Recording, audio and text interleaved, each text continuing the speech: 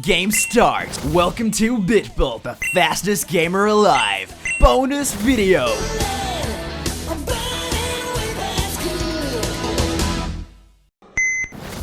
Is Solid Snake the bad guy of the first two Metal Gear games? Now, after playing The Phantom Pain, which was supposed to show Big Boss developing into some sort of amoral demon, I was expecting to see how he became the chaos-bent villain we see in Metal Gear 1. But after the credits roll, all I can say is Big Boss is more heroic than ever. He saves child soldiers from a life on the battlefield, extracts prisoners of war, and even saves endangered animals from dangerous areas. Sure, he kills a lot of people, but he's a spy that comes with the territory. Big Boss just isn't evil, not even in the first Metal Gear. You see, after being used by America to kill his mentor in Snake Eater, Big Boss left the United States, disgusted by the government he trusted that used him as a disposable tool. So after the events of Snake Eater, Big Boss left America and started his own private army. Over the events of Peace Walker and The Phantom Pain, his army grew and became famous for its heroics. Over the 70s and 80s, the US government continued to abuse Snake, even after leaving the country. They cloned the legendary warrior without his consent and sent spies in to collapse his private forces from the inside. Still, with all this, Big Boss never once waged war against his homeland. After his falling out, he wanted to be left to do the one thing he was good at, fighting. To achieve this end, he created MSF, which eventually formed into Diamond Dogs, and finally, Outer Heaven.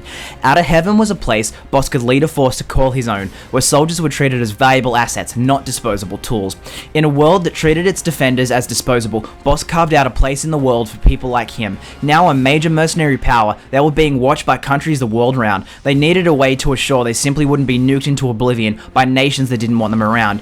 To assure the defense of his home, he created a Metal Gear equipped with an active nuke. With a nuclear weapon under his belt, countries would think twice before attacking what they assumed to be an easy target. Big Boss created a home for himself and his forces along with the means to protect it. Flash forward to 1995, US Special Forces Foxhound sends rookie agent Solid Snake into Outer Heaven to destroy Metal Gear and kill Outer Heaven's leader.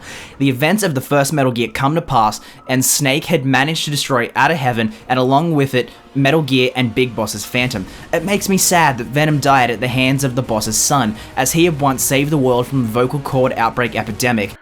From today onward, the name of Big Boss is something you'll no longer have to bear.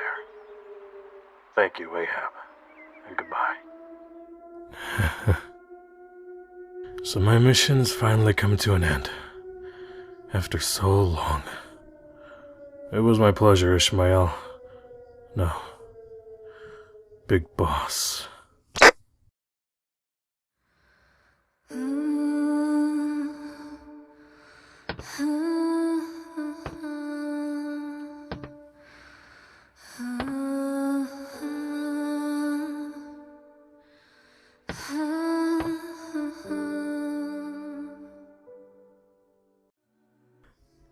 I see. So you've come to pick me up then? Then I guess my battle really is over.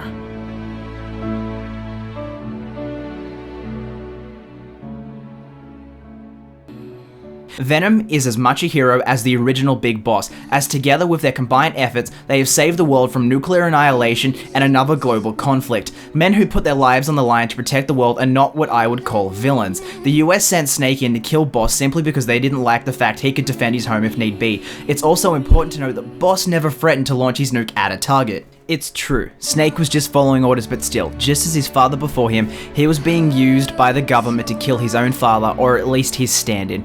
We know from the end of The Phantom Pain that Venom was Big Boss's best man and a trusted friend. Together the two kept the legend of Big Boss and the dream of Outer Heaven alive. In Metal Gear 2 Solid Snake, Big Boss has finally decided he would retaliate in full force against the world after the death of his friend Venom and the dream of Outer Heaven. Big Boss created a second Outer Heaven called Zanzibar Land. He kidnapped a scientist who had a formula for an oil substitute. Big Boss planned to hold this formula to ransom due to the world's current oil shortage. Once again, Foxhound sends Solid Snake to crush Big Boss and his ambitions. Snake has been used twice to topple the dreams of his father to please the US.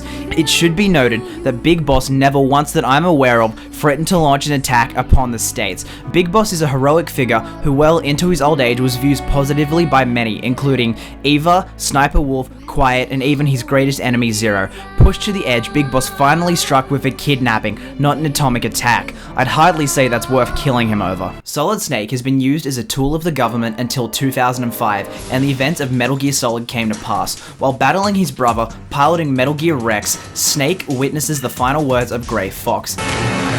Snake! We're not tools of the government or anyone else.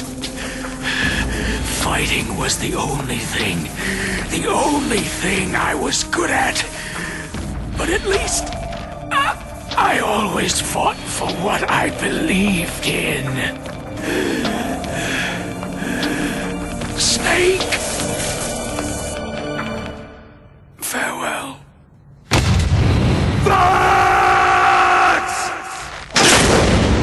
It's after hearing this, Snake started up his own two-man anti-Metal Gear cell, operating outside of the government's control.